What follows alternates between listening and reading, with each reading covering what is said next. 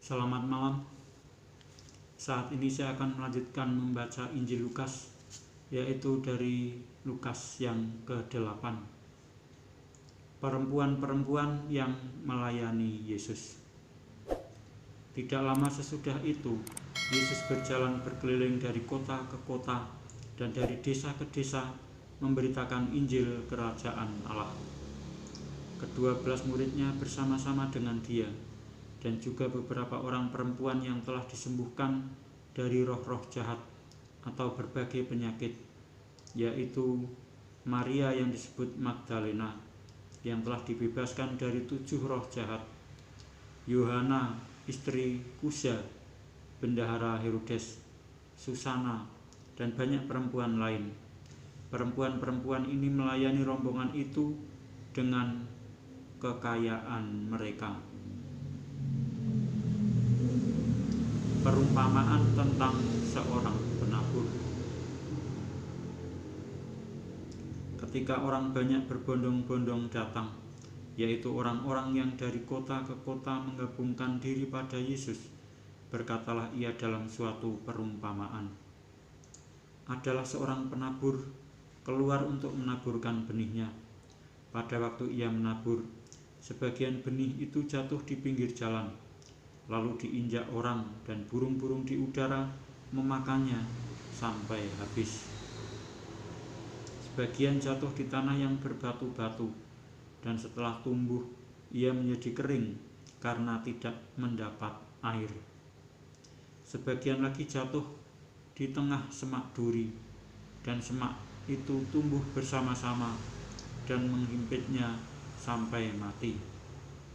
Dan sebagian jatuh di tanah yang baik, dan setelah tumbuh berbuah 100 kali lipat. Setelah berkata demikian, Yesus berseru, "Siapa mempunyai telinga untuk mendengar, hendaklah ia mendengar."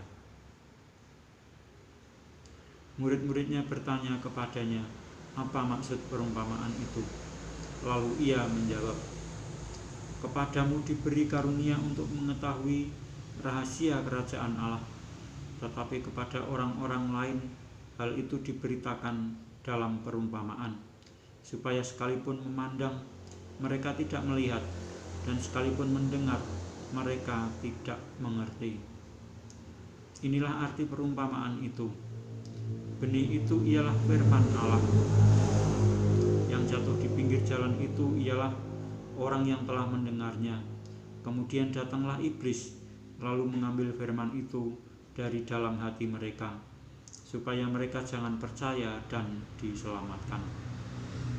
Yang jatuh di tanah yang berbatu-batu itu ialah orang yang setelah mendengar firman itu menerimanya dengan gembira, tetapi mereka itu tidak berakar.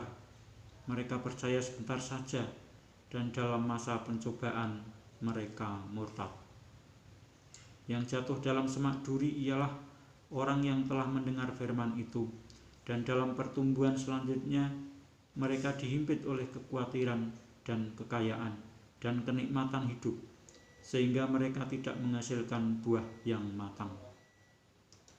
Yang jatuh di tanah yang baik itu ialah orang yang setelah mendengar firman itu menyimpannya dalam hati yang baik dan mengeluarkan buah dalam ketekunan.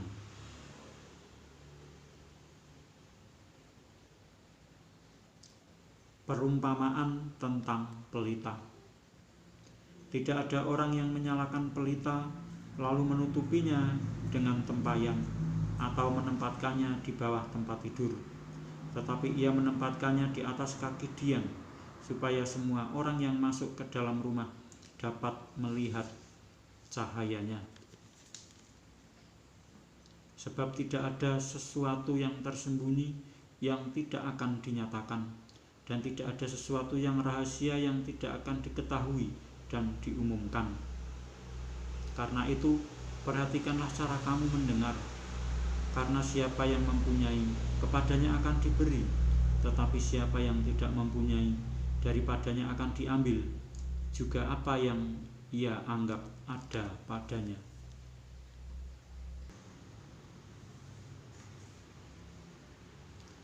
Yesus dan sanak saudaranya. Ibu dan saudara-saudara Yesus datang kepadanya, tetapi mereka tidak dapat mencapai Dia karena orang banyak. Orang memberitahukan kepadanya, "Ibumu dan saudara-saudaramu ada di luar dan ingin bertemu dengan engkau." Tetapi ia menjawab mereka, "Ibuku dan saudara-saudaraku ialah mereka yang mendengarkan firman Allah dan melakukannya." Angin ribut diredakan. Pada suatu hari, Yesus naik ke dalam perahu bersama-sama dengan murid-muridnya, dan ia berkata kepada mereka, "Marilah kita bertolak ke seberang danau." Lalu bertolaklah mereka, dan ketika mereka sedang berlayar, Yesus tertidur. Sekonyong-konyong turunlah taufan ke danau, sehingga perahu itu kemasukan air, dan mereka berada dalam bahaya.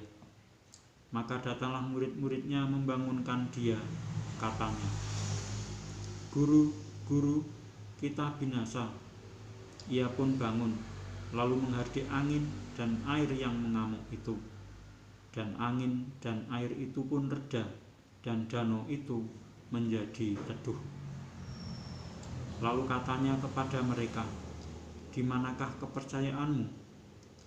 Maka takutlah mereka dan heran, lalu berkata seorang kepada yang lain, "Siapa gerangan orang ini sehingga ia memberi perintah kepada angin dan air, dan mereka taat kepadanya?"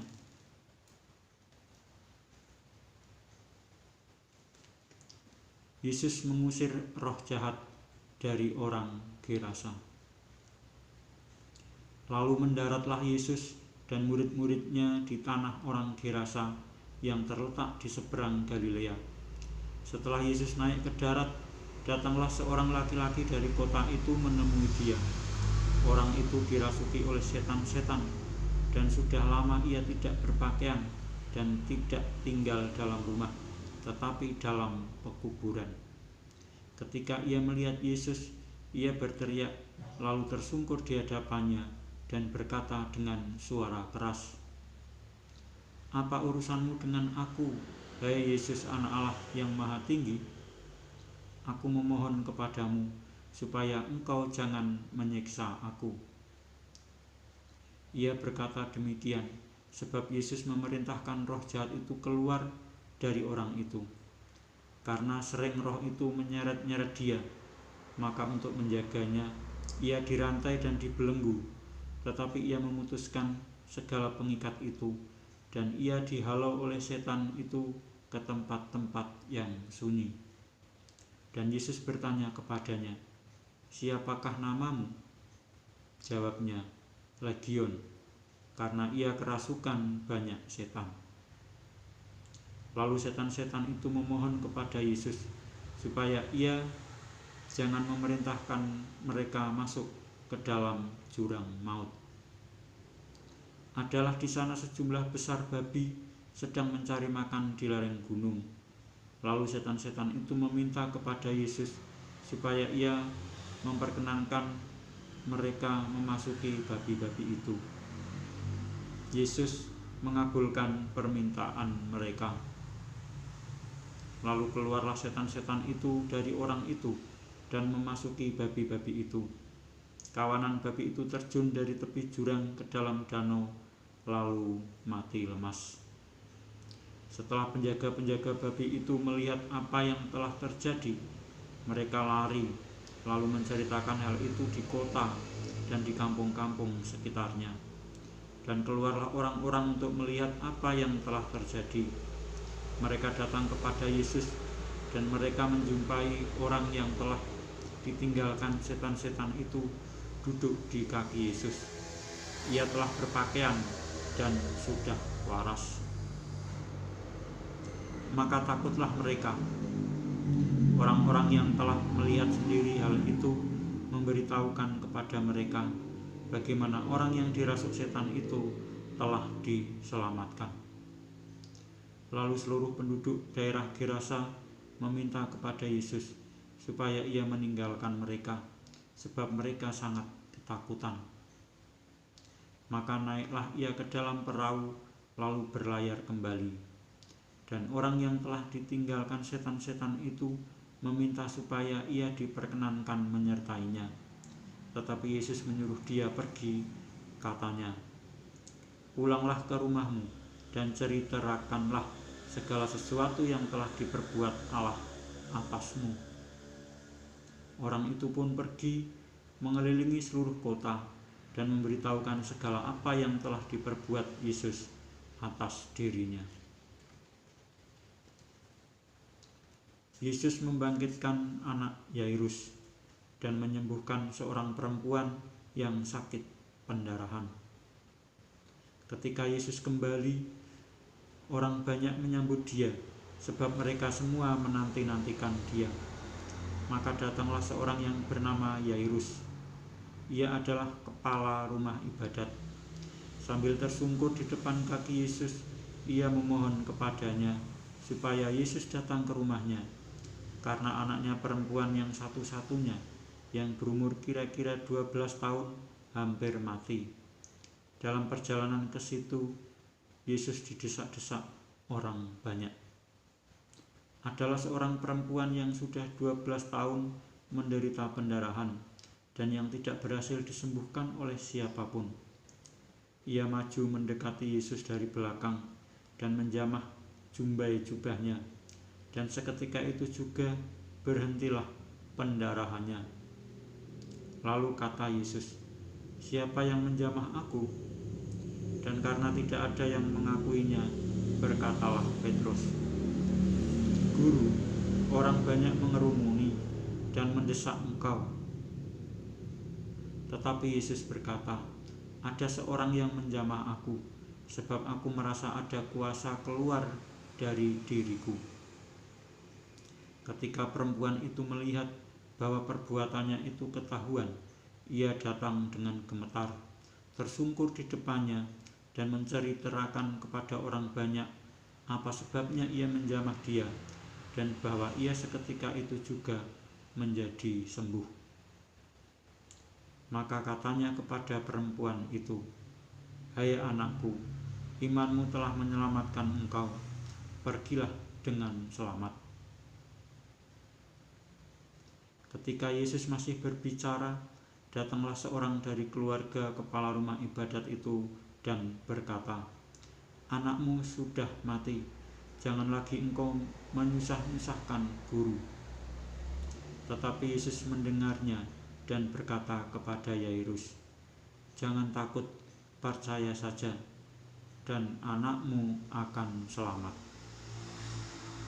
Setibanya di rumah Yairus, Yesus tidak memperbolehkan seorang pun ikut masuk dengan dia, kecuali Petrus, Yohanes dan Yakobus, dan ayah anak itu serta ibunya. Semua orang menangis dan meratapi anak itu. Akan tetapi Yesus berkata, "Jangan menangis, ia tidak mati, tetapi tidur." Mereka menertawakan dia karena mereka tahu bahwa anak itu telah mati. Lalu Yesus memegang tangan anak itu dan berseru, katanya, "Hai anak, bangunlah."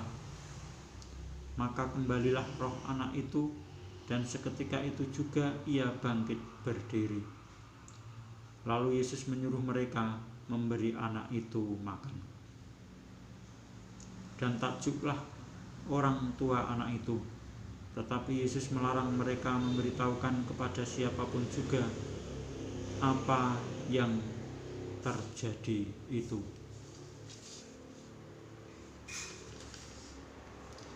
Demikianlah saya telah membaca Injil Lukas sampai dengan Lukas yang ke-8. Dan saya akan melanjutkan membaca Injil Lukas berikutnya, yaitu Lukas yang ke-9, tentang Yesus mengutus ke-12 murid pada kesempatan yang akan datang. Sekian, terima kasih.